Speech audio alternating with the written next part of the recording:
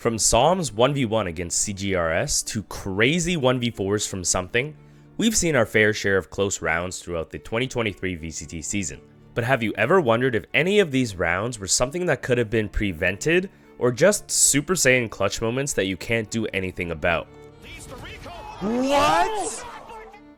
In this video, we're going to be analyzing in detail some of the worst throws and best clutches from the 2023 VCT season to find out what really went down and if they were actually as bad as everyone thought.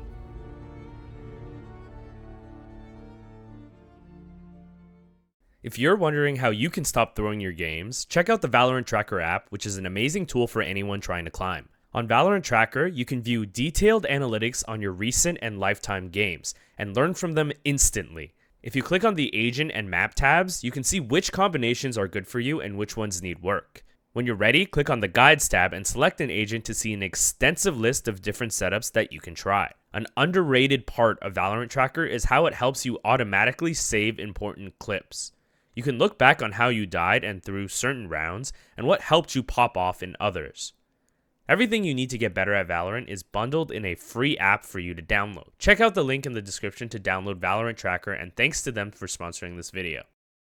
The VCT season started with a banger kickoff tournament in Sao Paulo, featuring every Tier 1 franchise team in the world, so let's start our journey there. The first clip we're going to analyze is from NRG's quarterfinal match against LOUD at Lock-In. The score is 12-11 in favor of NRG, who are on attack. NRG have taken A site, and FNS has some control of defender's spawn. This jiggle from FNS helps him see less right before he peeks, so he's just slightly more prepared for the fight. Now NRG are in a 3v2, and FNS even cypher ults to find both remaining LOUD players. Kawanzin repositions into A main to get a better variety of angles. He drops a great aftershock on default, and it forces Artis and Psalm into chaos. FNS is last alive and doesn't have the bomb planted for him, so he chooses to fight the cross before Kawanzin has control of the bomb. Obviously a devastating round for NRG. They had a chance to close out the series, but went on to lose in overtime. But was this round actually a throw? When the cypher ult pops, both LOUD players are seen in sand. Psalm and Artis are preparing to fight LOUD, assuming they're going to push from sand. Imagine the double swing here from sight.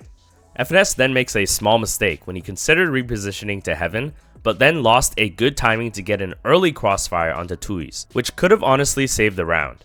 But the key play was Kawanzin immediately repositioning to A main after the cypher ult and forcing the fight quickly. This caught NRG completely off guard. In the final 1v1, FNS has a small opportunity to take a wider angle like this to make the fight harder, but is stuck playing the first angle that Kawanzin is going to clear. This wasn't really a throw from NRG, but rather a great play from Kawanzin, which broke apart NRG's good setup, and yet another example of why cypher ult sucks. That was just a 3v2, so it's not as bad as this next clip from C9 against PRX at Lock-In. In this round, RB is in a 1v3 who needs 2 charges for his Killjoy ult. C9 are purposely giving RB the site so they don't get picked off for free and can play retake. Once RB plants the bomb, he immediately jumps up and peeks belt to kill Ye, so now he has his lockdown.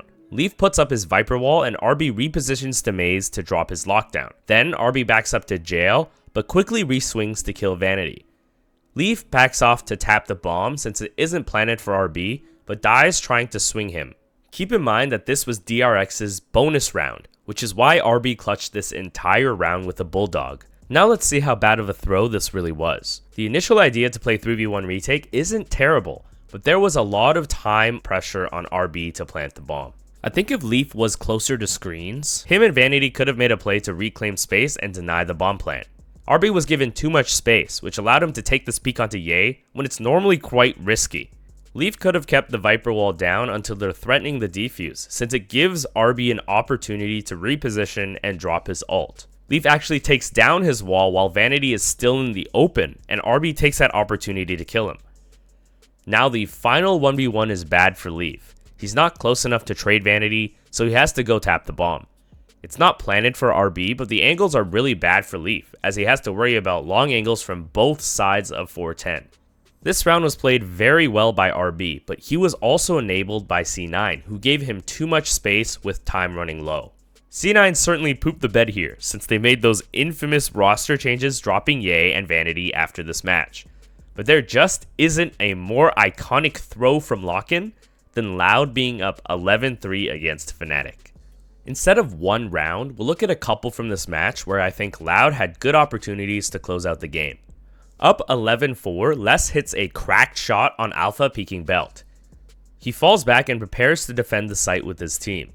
Kawenzin's Skydog bites the player Maze and Saadhak pushes through the wall to try and punish it, but this starts a very long losing fight for LOUD, and it ends up in a 1v1 between Durka and Aspas. Durka goes for a swing from yellow while Aspas smokes himself to tap the bomb. Aspas pushes out of his smoke and Durka wins the clutch.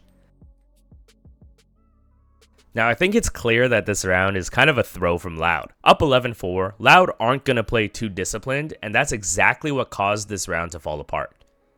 Les makes a smart play to back off after his kill, but his team pushed through his own wall to chase kills and started a never-ending fight. If this was a coordinated fight, Les could have brought down his wall earlier. He would have actually been able to help. For example, he would have had the angle on Sova here. A final miscomm in the 2v2 has Aspas peeking slowly, while Kawenzin is fully committed to fighting to the death. The ensuing 1v1 is hard for Aspas to win since Durka can be anywhere. Aspas makes a decent attempt to force Durka out by smoking the bomb, but Durka peeks at a perfect timing and now Aspas is screwed since he can no longer half the bomb. So many things went wrong in this round and it was a sign of things to come.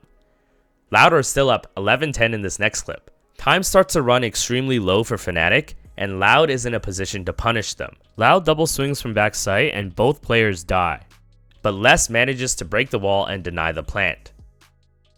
Then a dropping headshot from Leo kills Les, who had the perfect position to close out the round himself. Now Aspas has to deal with another tough situation, and he makes a good attempt, but he isn't able to clutch out the round. The main mistake this round was LOUD committing to a double swing from backside, instead of just focusing on breaking the wall and disrupting the plant. Les ends up doing this by himself after his team already dies, and he still almost wins the round for them if it weren't for Leo's dropping headshot. But the next round is even more heartbreaking for LOUD. FNATIC hit B, and LOUD earns some huge opening kills on their eco. Time is running low again for FNATIC, but they still get the bomb down. Aspas makes an amazing play to updraft for info yellow, then float to nest. When Kawenzin taps the bomb, Aspas's position completely catches Durka off guard. Now it's a 2v1 and they know Alpha is stuck yellow, so they immediately push them together, but they unfortunately line up for a double kill. I think this play is fine since it was at least made together, but there was so much time left on the bomb which is just planted moments ago. They had all the time in the world to slow it down and tap the bomb, which acts as additional pressure on Alpha, who's already in the 1v2. This round could have been played better at the end, but it wasn't really a throw because they were on eco to begin with. Lock-in concluded with this very entertaining throw from LOUD, and we jump straight into the first year of Valorant franchising featuring the 3 international leagues. There were certainly a lot of close rounds to choose from throughout the leagues, but some rounds were just a bit more important than others. NRG are going to show up a couple more times in this video, but this time they're on the opposite side. Playing against C9 for a spot in both Masters Tokyo and Champions, NRG are up 11-9 on an eco. They look to be aggressive on this eco, and they set up to push Mound. C9 are very cautious, and were able to avoid all the initial traps to safely fall back, but they decide to re-peek into C lobby, and this is where things get bad. NRG are also fighting B main as well, but Rooney hits some nice shots to end the exchange up 2v1. Now, Crashies is somewhat ahead of the play as you can see him rotating to A even before the fight is over. He makes it just in time to catch both players crossing and C9 loses a crucial round against an eco. So how could C9 have played this round differently? They started out great by being patient and aware of the aggression, and it's not a terrible idea to even fight when you have a gun advantage. But it's still the better play to rotate out to A when it's clear that C was being pushed. NRG want to create chaos when they're on the eco, and C9 played into that trap after setting up to initially avoid it. C9 didn't realize that the Sky Flash came from C side, and they probably didn't knife out run to A, which made their rotate just slow enough for Crashies to catch them. C9 should have been able to hear Crashies rotating, but the final 2 hops that Crashy makes here, prior to peeking, actually masked his sound just enough for C9 to be surprised. NRG won the eco to bring them to match point, and C9 ended up losing this map and series, knocking them out of playoffs and denying them a spot at Masters and Champions. That lost eco round could have changed their entire year. Even though that was an important round for C9, it wasn't nearly as bad as NRG losing this 5v2 against LOUD during the VCT Americas Grand Finals. Tied 9-9 on Fracture, NRG finds themselves in a 5v2 after stopping LOUD's B main push. Saadhak is too aware and gets a free wallbang kill on Som, who was holding Arcade. Then he throws a great KO molly, which forces NRG into a 2v2, and LOUD win the trade, putting Saadhak into a winnable 1v2. Both remaining players were on A, so they have a long rotate, giving Saadhak plenty of time and space to work with. He makes an amazing play to tap the bomb and immediately peek Arcade, which catches FNS trying to stun the plant. Finally, Saadhak plants and flashes out, which gives him all the info he needs to win the gunfight. Losing a 5v2 seems like many things had to go wrong for NRG, but honestly, Saadhak played this entire round incredibly well. There wasn't a single point where Saadhak looked like he wasn't in control of the situation, starting with the very first kill on Som, and the molly forces them into this double peek, which wasn't even a bad idea for NRG. Now it's just the 1v2 with a lot of time left and full control of sight. Saadhak has many options to play it calmly and goes for the tap.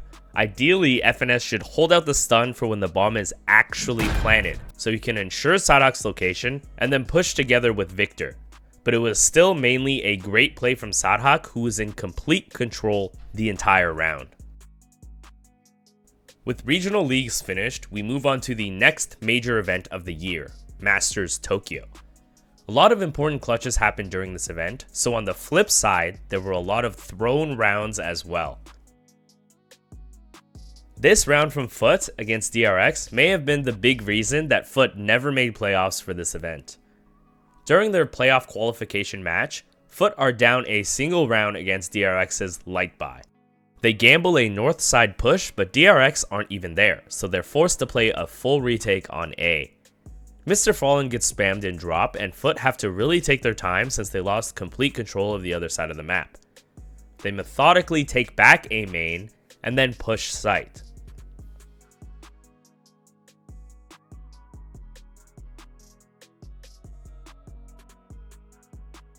Now it's a 3v1, but time is low and the neon wall creates chaos for Zest, and he kills the planter just in time to win the round. Okay, so how did FUT mess up this round and the ensuing 3v1 against Zest? FUT may have overthought this play to push the north side against the Light Buy, but it's really hard to say what read they had. They played most of the actual retake quite well, by coordinating their push into A main from flank and sand. The biggest issue was when Neon threw up her wall in the 1v3. This wall gave Zest space and blocked Brimstone from seeing what was happening. In this type of 1v3, FUT just needed to quickly find Zest and pressure the bomb, but Neon's double wall made Zest's positioning confusing and gave him exactly what he needed to clutch out this round. This loss was devastating. FUT never won another round on Fracture despite having a good chance to close out the series right then and there, and went on to lose their match, knocking them out of Masters. I think it's quite common to overthink against Light Buys, since you don't really want to lose against them, just like NRG did here against PRX on Bind. You can tell that NRG are very cautious at the start of this round to avoid any aggressive setups from PRX, who are low on money and have 2 major ults. Eventually NRG work up A and keep taking their time, but Victor loses a crucial fight against Devi outside of Showers.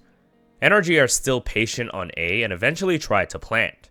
Forsaken takes a great timing, but the jumping classic whiffs and he isn't able to get anything out of it. Take note how he jumps out of the smoke at the end of the plant, when most of us would go immediately after the tap. NRG stabilize and now it's a 4v2, but time is running low. They choose to take the TP, but Jingg was always aware of this possibility and never committed to A. This gives him just enough time with his satchel to rotate back to B and catch all of NRG trying to jump onto site. What a huge round from Jingg, but surely this situation could have been prevented by NRG, right? Starting the round cautiously is smart so they can avoid any Raze and Gecko ult traps. But NRG took just a bit too long to do anything. Take a look at Artis on Chamber this round. He spends the entire round holding hookah, and when he finally works back to A, the rest of his team TPs back to hookah. He can't decide what to do and ends up running down A short to TP back to B, only making it to V when the round is already over. NRG was right to play slowly on site, but I would have liked to see even one more player group together with him to minimize chances for the 1v1 like this fight that Victor lost. The slow play on site earns them the 4v2, but it's a common pitfall when teams try to out-rotate enemies when you're already in a strong position to win the round. NRG have good control of A and they're already grouped up. It's a different story if Artis had already walked up and cleared most of B, but Jingg could have been anywhere since he actually never appeared on A. NRG lost this map 13-11 and lost the series 2-1, so you can imagine how much of an impact this round had. Finally, we get to analyze the clip you've all been waiting for. Earlier in that same series, we saw a crazy overtime 1v1 between SOM and CGRS. This round is pure chaos, so let's go through what happens first. Originally, PRX pressured B, which pulled NRG's attention toward it. NRG barely missed CGRS and Art as he sneaks into defender's spawn without NRG knowing. Simultaneously, NRG realized that PRX have gone quiet and have their two A players push Art through mid, basically passing CGRS without knowing. Now CGRS and SOM are both in huge positions to punish rotates, and each of them get very important kills. SOM plays this perfectly by chasing Astra, who is trying to escape to site with the bomb. The bomb drops and sets up the final 1v1. SOM is unsure if there's enough time left and sticks around to defend the bomb with his util. Once he realizes that there's no time, he runs and hides beside his cove. But CGRS chases him and clutches out the round. Now this was immediately perceived as a huge throw from SOM and became a meme. It was certainly a very important round for NRG to win, but if we really break down the situation, SOM didn't actually throw this round. NRG wouldn't have even had the chance to win this round without the flank played perfectly. The funny part is, SOM got confused because CGRS did not run straight to the bomb. He took his time to drop a turret and then go around wide on the harbor wall. Here's a simulation I ran, and you can see that if CGRS ran straight to grab the bomb and back to site, he would have had just enough time to plant the bomb.